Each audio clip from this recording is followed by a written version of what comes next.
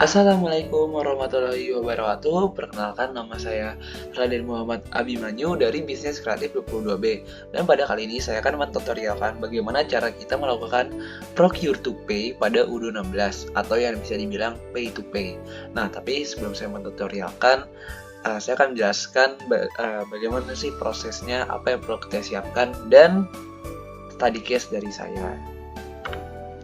Oke, jadi prosesnya ini ada 5, yaitu mulai dari perusahaan kita mengajukan request for quotation atau RFQ pada vendor, lalu dilanjutkan oleh penerbitan purchase order atau PO, lalu penerimaan barang atau receiving, lalu vendor bills, dan diakhiri oleh payment. Dan pada tahap 6 ini berarti sudah selesai. Nah, di sini apa saja sih yang perlu kita siapkan? Yang perlu kita siapkan itu adalah user 3 akun, yaitu finance, accounting, purchasing, dan warehouse. Dan jangan lupa untuk mengganti passwordnya agar kita bisa melogin dari si user ini. Lalu kita mengganti role user sesuai user akun yang digunakan. Lalu kita menginstall atau mengaktifasi modul yang diperlukan, yaitu purchase, invoice, dan inventory. Nah, jadi gimana sih untuk study case-nya? Nah, study case-nya ini PT MSI Gaming Indonesia merupakan perusahaan yang bergerak di bidang laptop dan komputer. Perusahaan ini membutuhkan jasa pembuatan rakit ahli laptop dan komputernya sebagai hal penting dari pembuatan laptop dan komputer mereka untuk 500 pieces dengan budget 150 juta. PT MSI Gaming Indonesia akan memesan jasa tersebut dari PT Komputer Abadi sebagai vendor di bidang jasanya. Selanjutnya akan diterima oleh Computi Warehouse untuk pengerjaannya dan pengirimannya. Lalu vendor bill PT Komputer Abadi akan langsung dibayarkan oleh Kaisal Accounting secara cash pada hari yang sama setelah jasa tersebut datang atau diterima di Computi Warehouse. Nah, maka dari itu studi kasus ini membutuhkan 3 user akun seperti yang tadi saya bilang, yaitu saya membuatnya Shido Purchase, Computi Warehouse, dan Kaisal Accounting. Jadi bisa langsung aja kita tutorialkan. Nah, jadi kita sudah masuk ke tutorialnya. Untuk kita memulai pay to pay-nya, tentunya kita harus masuk ke database terlebih dahulu. Untuk di sini saya menggunakan UDU 16 Raden. Lalu kita login seperti biasa. Nah, jika kita sudah masuk, seperti yang saya bilang, kita harus mempersiapkan 3 user terlebih dahulu. Nah, untuk kita mempersiapkannya, kita juga harus melihat apakah kita sudah menginstall modul inventory, lalu invoicing, dan juga purchase. Dan di sini saya sudah menginstall semuanya, tiga-tiganya. Dan kita sudah menyiapkan modul tersebut, kita bisa ke settings, lalu ke user and companies, lalu klik users. Dan di sini kita harus mempersiapkan 3 user, dan sini saya sudah, yaitu Computi Warehouse sebagai inventory atau warehouse, lalu Shido Purchase sebagai purchase, dan Kaisal Accounting sebagai invoicing.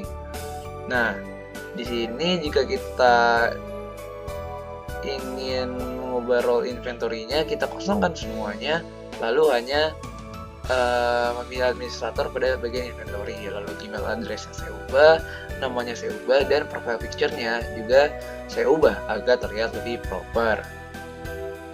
Lalu kita cek yang accounting, sama, kita hanya mengisi billing administrator di bagian accounting, jadi yang semuanya dikosongkan, nama dan email saya ubah, dan profile picture-nya juga saya ubah agar terlihat lebih proper. Lalu Shido Purchase, di sini saya mengisi administrator pada bagian inventory, semuanya dikosongkan, sama seperti yang lain, dan ada profile picture-nya. Nah, jika kita sudah menyiapkan 3 akun ini, kita bisa langsung masuk ke tahap purchase. Nah, sebelum kita masuk ke tahap purchase, tentunya kita harus mengingat apa email dan password yang sudah kita buat pada user purchase-nya. Nah, untuk yang purchase saya sudah membuat, yaitu shidopurchase@gmail.com, lalu passwordnya saya buat admin. Lalu kita login saja. Nah, jika kita sudah masuk, di sini sudah ada profile picture-nya yang tadi saya buat juga. Lalu di sini hanya ada purchase. Kenapa hanya ada purchase? Karena kita hanya mengisi bagian administrator di bagian purchase, yang lainnya dikosongkan. Jadi user ini khusus untuk purchase. Nah, lalu untuk membuatnya kita klik new. Nah, jika sudah seperti ini, kita tulis vendornya apa. Nah, sesuai dengan study case, vendor yang PT MSI Gaming Indonesia pilih adalah PT Komputer Abadi. Lalu currency-nya Indonesian rupiah, dan di sini produknya bisa kita isi sebagai jasa rakit laptop komputer.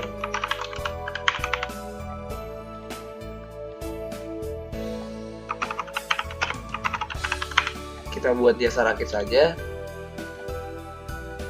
Nah, untuk kuantitinya tadi adalah 500. Untuk unit price-nya adalah 300.000. Untuk tax-nya kita bisa dihilangkan saja.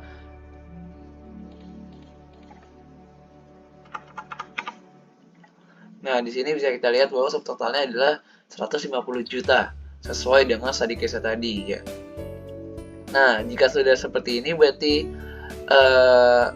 RFQ-nya sudah siap dan bisa kita klik send by email.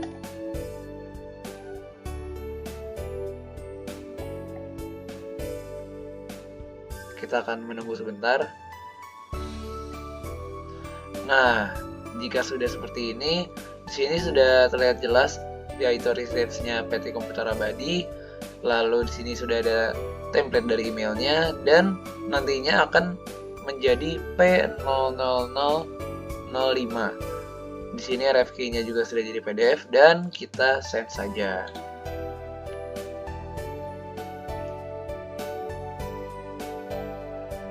Nah, jika sudah seperti ini statusnya, RFQ-nya sudah selesai, sudah terkirim. Jadi kode P0005 ini. Nah, sudah seperti ini, kita confirm order saja. Dan berarti tandanya ini sudah selesai. RFQ send, purchase order, statusnya. Nah, ini kita bisa langsung masuk ke bagian warehouse. Baik, jadi selanjutnya ketika RFQ-nya sudah dikirim, kita bisa melihat notif tersebut di user warehouse. Nah, di sini saya sudah menyiapkan email dan passwordnya. Kita login saja, lalu kita ke bagian inventory. Sama seperti tadi, kenapa hanya di inventory saja? Karena kita mengisi bagian administrator pada inventory saja. Nah, di sini kita bisa klik ships. Nah, di sini sudah ada pesanan yang tadi kita buat, yaitu dengan kode P00005, yang dimana ini terjadi pada hari ini dan kita bisa klik saja.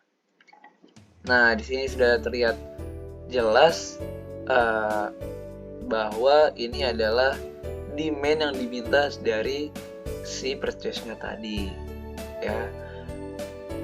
Nah, di sini kita bisa kirimkan yaitu 500 sesuai dengan apa yang diminta, sesuai dengan demand-nya. Jika sudah, kita bisa klik validate saja. Dan jika sudah done statusnya, ini artinya sudah sampai ke bagian purchase. Jadi kita bisa kembali ke user purchase untuk mengecek apakah ini sudah terkirim. Nah, jadi di sini kita sudah kembali ke bagian purchase dan di sini sudah bisa kita lihat bahwa statusnya sudah berubah ya. Dari receipt quantity has been updated dari 0 jadi 500, yang dimana ini tandanya sudah dikirimkan oleh Computer Warehouse. Dan tadi purchase ordernya sudah benar di P00005, yang artinya ini berarti sudah bisa kita create bill pada tombol ini. Ini kita klik aja.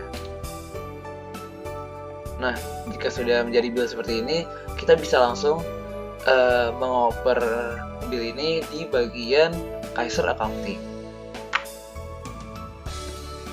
Oke, jadi di sini kita sudah masuk ke tahap terakhir, yaitu diserahkan ke bagian Kaiser Accounting. Nah, di sini saya juga menggunakan tab incognito, yang dimana berarti kita bisa melogin database Udo kita di browser incognito. Nah, jadi ini kita login saja. Seperti biasa, kita ke bagian invoicing, lalu kita ke bagian vendor, lalu bills. Nah, di sini sudah ada status yang dimana ini adalah bill dari si PT Komputer Abadi, yang dimana due date-nya ini adalah hari ini dan statusnya masih not paid ya. Oke, kita klik aja. Nah, di sini sudah terlihat jelas purchase-nya, yaitu jasa rakit, kuantitinya untuk 500, lalu untuk harga 300.000, yang dimana totalnya adalah 150 juta. Oke. Nah, di sini kita juga harus membuat tanggalnya yang sama dengan accounting date-nya, yaitu tanggal 1 Oktober 2023. Jika sudah seperti ini, kita bisa confirm saja langsung.